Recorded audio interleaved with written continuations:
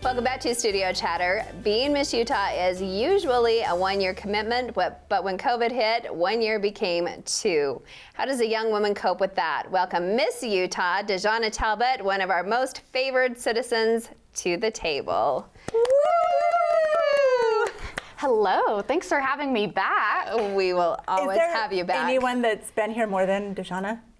Like you've been here. I'm not sure. This will be like my 5th Studio Chatter mug. I was going to say, she was eyeing the mug. An entire collection. Yeah, because that is. You're going to have to start like a second mug tree or something. Yeah, this is going to be a fun conversation. Where do we start? I don't know. There's too much. So full circle. Well, let's start at the beginning. Okay. So, the first time you were here, Miss Spanish Fork. Yeah.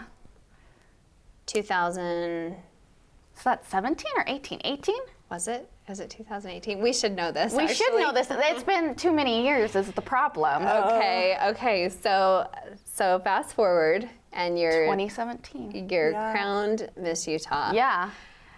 What has been? I mean, and then it's extended. But okay, in your first year. Yes. What were, I guess, maybe pick the top 2 things that you wanted to accomplish that you accomplished? Yeah, so when I first became Miss Utah, I wanted to sit down and I made a list of all the things that I knew I was going to accomplish as Miss Utah. And I, in the beginning, knew I only had 1 year. So I worked really hard every single day to make every one of those things happen. But I have had such an amazing adventure as Miss Utah. I think during my first year, the 2 things that I accomplished that I was really proud of myself and really excited about was being able to get into almost every school district in the state of Utah to be able to talk about my social impact initiative, Serve Esteem, increasing self-esteem through service. Because it's so important to start these conversations when children are young and when their brains are developing, and to help them understand that life gets really hard, but here's a way that you can cope with that, and here's a way to be able to turn that around. So being able to go to almost every school district in the state of Utah was phenomenal. I mean, I've been all over Utah to places I didn't even know existed. And one of the other things that I was really so lucky, and it was really random the way that it had come about, but I had this incredible opportunity to be able to go to Uganda, Africa with Who Lives, and it was just one of those experiences that will stay with me for the rest of my life. I mean, I am incredibly, incredibly humbled by this experience. Being able to go and to see poverty to this kind of level was something that I had never witnessed. And me and my family have been around the world. We've had opportunities to serve in Tijuana and Vietnam, and I've seen poverty before, but water poverty is a completely different thing because everything surrounds with water. I mean, they were drinking, they were bathing, they were washing their dishes in this just filthy, filthy water. And they were drinking this. And they were drinking it, and they were getting sick, and their children were dying, all because of this water. So being able to go and being able to see these communities that were receiving these wells from the foundation Who Lives was just phenomenal. I mean, I've never seen so much gratitude and excitement surrounding something that we don't even think about. If I'm thirsty, I go and I grab a drink of water out of my refrigerator and I don't think twice about it. If I have to, I drink water out of the hose in the back, and that's just fine to drink as well. But I mean, it was one of those experiences that I'm truly, truly grateful for, and really humbled to have been able to go on and to see this first person. And I'm just really excited to continue to see that organization grow. They do incredible things.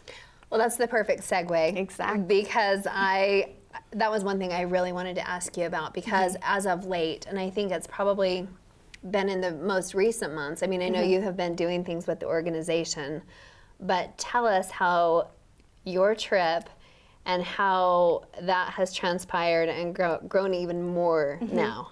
Yeah, so one of the things that I really wanted to do for my end of year as Miss Utah, for my end of years as Miss Utah, was to be able to put together a service project for my fellow Miss Utah candidates to challenge them to each raise $100 to go towards the Who Lives Foundation. $5,000 is what it takes to provide a well to the people of Africa, and they also provide wells all over the world to all places who are, struggling with water poverty.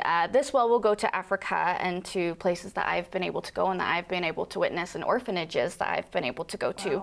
And these wells will be the Miss Utah wells, and it's going to be amazing to have something that me and all of the incredible women who are competing for the crown of Miss Utah this year will put together by raising and donating $100 each. I mean, that's so doable, and something that is super easy, and that all of the candidates are already on and are already calling me saying, oh yeah, I have that $100, got it in a day. But that's going to go towards a well that's going to service thousands and thousands of individuals.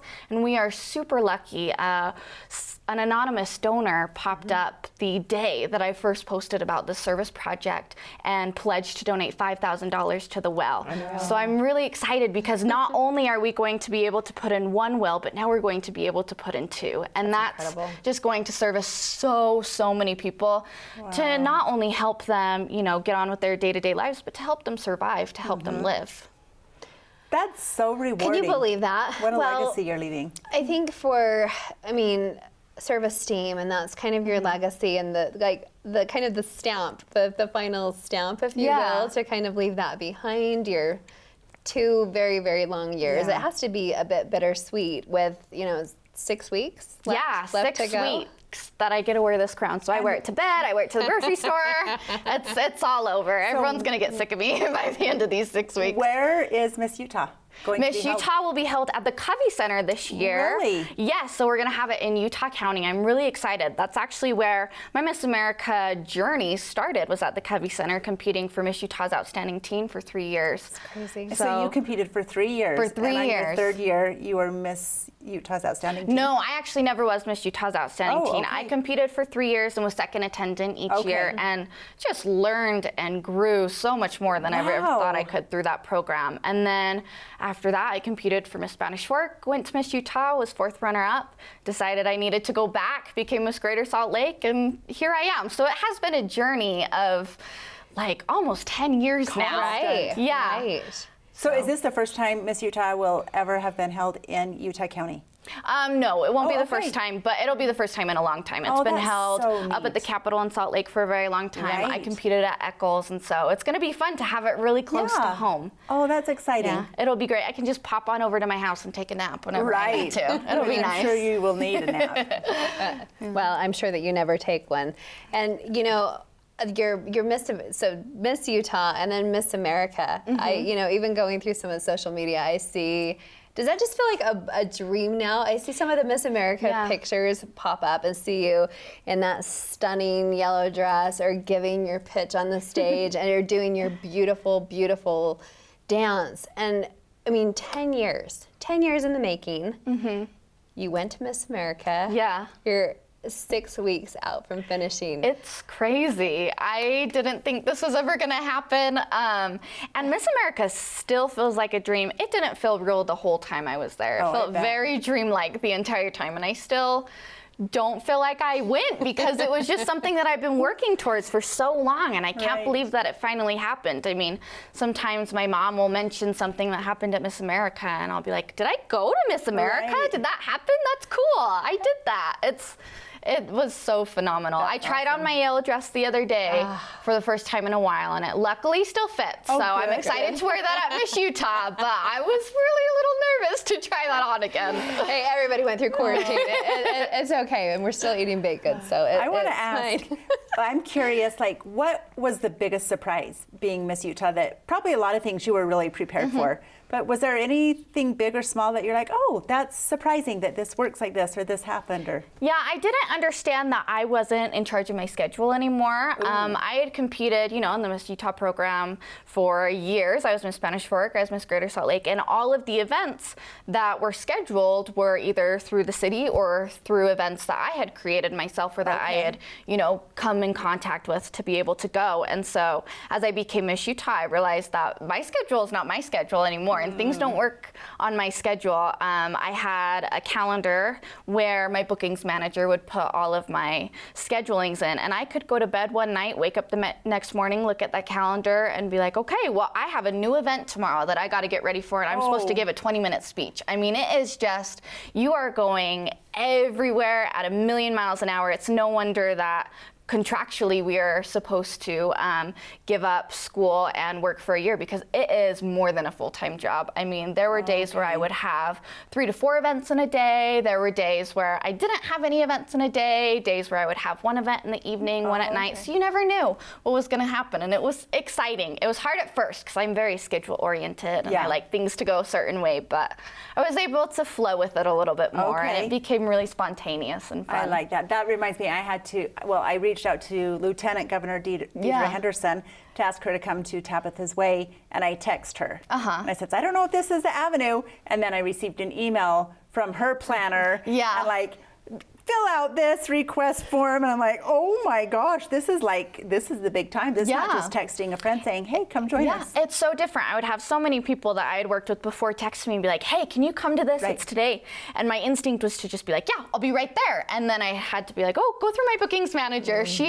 But it was great because I got to do so many more events that way. It was more organized that way, and it just felt very official. I felt like Miss Utah. And you didn't have to use your own brain power to schedule it. No, that was nice. I could just focus on the event because there were a lot of things to focus on. So it was nice to have someone else to be able to do that for me. Well, unfortunately, that's going to be time for us. We're getting the cue to wrap. I just have to know any next steps for you. What's the next move once you, besides a nap and going to Disneyland? A nap, going to Disneyland, another nap, going to Disneyland again. Perfect. I'm going to get right back in school. That's what the Miss America program is about scholarships for women, and I'm excited to finish my degree. Congratulations. Thank you so much. Thank you. There's more studio chatter coming up.